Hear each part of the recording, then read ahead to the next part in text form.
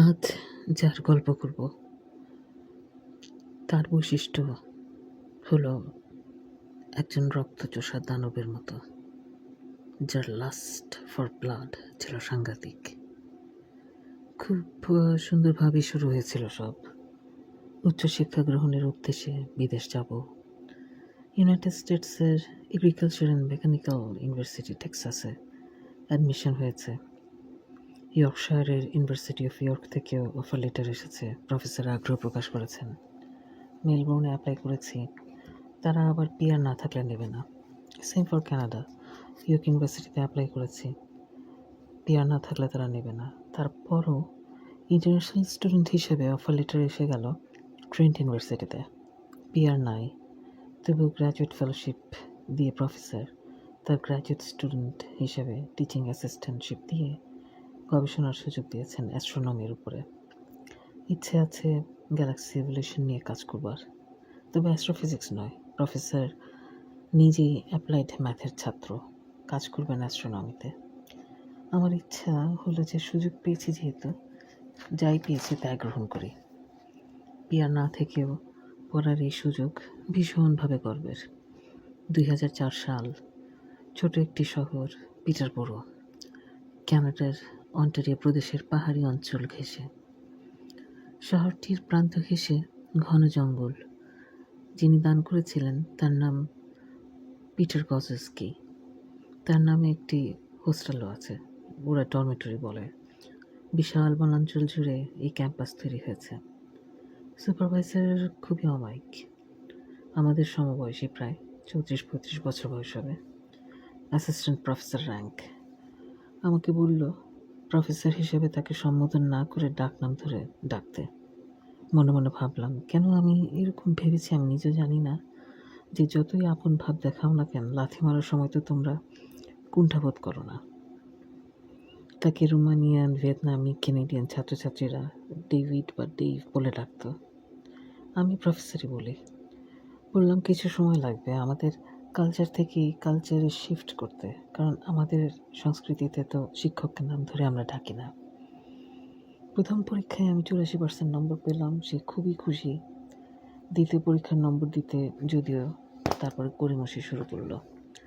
ব্যবহার আচরণ খুব পাল্টে গেল হঠাৎ করেই, কারণ পুরো ল্যাব চালাতো যে ছাত্রটি কেভিন, সে ল্যাব ছেড়ে চলে গেছে দীর্ঘ ছুটিতে ক্যারিবিয়ান আইল্যান্ডে। ল্যাবের ছাত্রছাত্রীদের গাইড করবার জন্য সকল ভার তখন ডেভের ঘাড়ে এসে পড়েছে। আর তার তো এই দায়িত্ব গ্রহণ করবার কোনো রকম সম্ভাবনা নেই, কারণ কাজ কীভাবে স্টুডেন্টদেরকে করাতে হয়, গাইড করতে হয়, সেগুলো সে আসলে জানেই না। সুতরাং এই গ্র্যাড স্টুডেন্টদের দায়িত্ব বা আন্ডারগ্র্যাড স্টুডেন্টদেরই রিসার্চ বা প্রজেক্টের দায়িত্ব কে নেবে? আমি তো তার গলার কাটা রীতিমতো। একদিন দুপুর 12টা, ডিপার্টমেন্টে সে সবসময় যখন আসতো, আর সন্ধ্যা 7টায় সে লেকচার থিয়েটারে ফার্স্ট ইয়ার নন ফিজিক্সওয়ালাদের জন্য নির্ধারিত অ্যাস্ট্রোনমি ইন্ট্রোডাক্টরি কোর্সটা নিত, তারপর সে চলে যেত, মধ্যে দিয়ে কিছু অফিসিয়াল ওয়ার্ক করতো। আমি তার টিএ হিসাবে সেই সময় উপস্থিত থাকতাম। ওই সন্ধ্যা 7টায় একই বিল্ডিংয়ে, মানে তার লেকচার থিয়েটার আর আমার হস্টেল। আমি অটোনাবিতে থাকতাম, অটোনাবি কলেজ বা অটোনাবি হস্টেল। অটোনাবি নদীর নাম অনুসারে সেই হস্টেলের নাম। সেখানে আমি তারপর আমার রুমে চলে যেতাম। তো আমি ভর্তি হওয়ার কয়েক মাস পর থেকে তার গড়িমসি যখন শুরু হলো, সে এমনভাবে বাড়ি থেকে প্ল্যান করে আসতো যেন সে এবার আজকে এসে কাকে ধরবে, কাকে মারবে, এরকম একটা চিন্তা তার সারাক্ষণ মাথায় কাজ করে। কিছুদিন সে অ্যাক্টিং চেয়ারম্যানের দায়িত্ব পালন করেছিল। দেখলাম রুমে ঢুকতেই ফোনে তুমুল ঝগড়া করছে, চিৎকার করছে ফোনে কারো না কারো সাথে। সেই সময়টা স্টাফরা মনে হয় কাজ থেকে বিরতি দিয়েছিল তার দুর্ব্যবহারে, কারণ ওয়াশরুমগুলো আমি অত্যন্ত অপরিষ্কার দেখতাম। আমি রিসার্চ স্টুডেন্ট হওয়াতে আসলে তার কর্মকাণ্ড একটু কাছ থেকেই দেখার সুযোগ পেয়েছিলাম। তো তেমনই একদিন গ্রাফ নিয়ে তার রুমে গিয়েছি তাকে দেখাবার জন্য আমার কাজটা। তার মুদ্রাদোষ ছিল, সে বুড়ো আঙ্গুল দিয়ে নখ চিবাতো। সে মুখে বুড়ো আঙ্গুল দিয়ে মনিটরের দিকে ঠায় ডাকিয়ে থাকতো, কিছু একটা ভাবতো বা চিন্তা করতো, আর দাঁত দিয়ে তার আঙুলটা চিবাতে থাকতো বা কামড় দিতে থাকতো অলওয়েজ। আমাকে দেখি সে সেদিন ঘড়ি টেবিলের দিকে ফিরল, হাই বলল। বললাম না, খুবই মিষ্টি অমায়িক ইনোসেন্ট হাসি, গলা উঁচু করতে পারে এরকম আমি ভাবতেই পারতাম না যদি আমি টেলিফোনে তার চিৎকার করার আমার নিজের কানে না শুনতাম। এখানে আসার পর তার বাড়িতে দাওয়াতও দিয়েছিল। তার স্ত্রীর অমায়িক আন্তরিক ব্যবহারে মনোমুগ্ধকর পরিবেশ তৈরি হয়েছিল। টেবিলে বসে হাসছিল দেব, আমাদের সকলের দিকে তাকিয়ে। ওই প্রথম দিনই আমার তাকে দেখে মনে হয়েছিল যে হি ইজ অ্যান ইম্বেসাইল। কিন্তু আসলে কি ইম্বেসাইল নাকি ইম্বেসাইলের আড়ালে সে একজন শিফটার, অত্যন্ত ধূর্ত মানুষ, সেটা আমি তখন বুঝতে পারিনি। আর শিফটারদেরকে সহজে বোঝাও যায় না। শিফটিং সম্বন্ধে আমি জেনেছি যদিও অনেক পরে, 2008-এ। তো এইভাবে এইসব মানুষরূপী আসলে রক্তচোষা দানবরা তাজা রক্ত খেতে পারে বা ভ্যাম্পায়ারের মতো আচরণ করতে পারে, সেই অভিজ্ঞতা আমার এখান থেকেই শুরু দেখা। সেদিন গ্রাফ নিয়ে টেবিলের সামনে দাঁড়িয়েছি। গ্রাফ দেখছে ডান হাতে কলম ধরা। প্রায় কলম নেওয়ার সময় সে আমার পুরো হাতটা তার হাতে পুড়ে ফেলত যখন সে আমার হাত থেকে কলমটা নিত।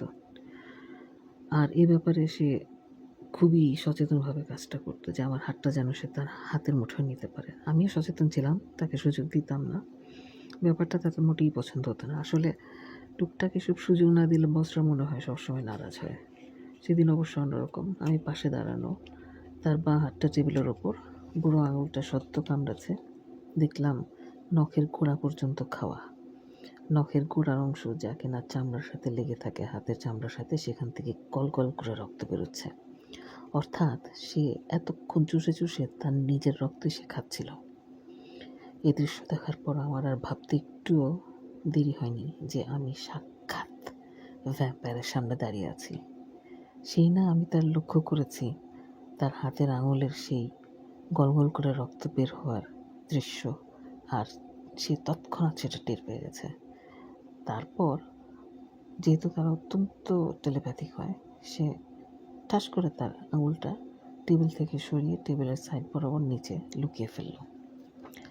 আমরা হিউম্যানরা কিন্তু ওদের মাইন্ড রিড করতে পারি না, কিন্তু ভ্যাম্পায়াররা কিন্তু হিউম্যানদের মাইন্ড রিড করতে পারে এবং মাইন্ড কন্ট্রোলও করতে পারে। তার এই ভ্যাম্পায়ার সুলভ বৈশিষ্ট্য আমার নজরে যখনই পড়ল, সেই দিনই আমি ডিসিশন নিলাম এই জায়গা আমাকে ছাড়তে হবে, এই স্থান আমার নয়।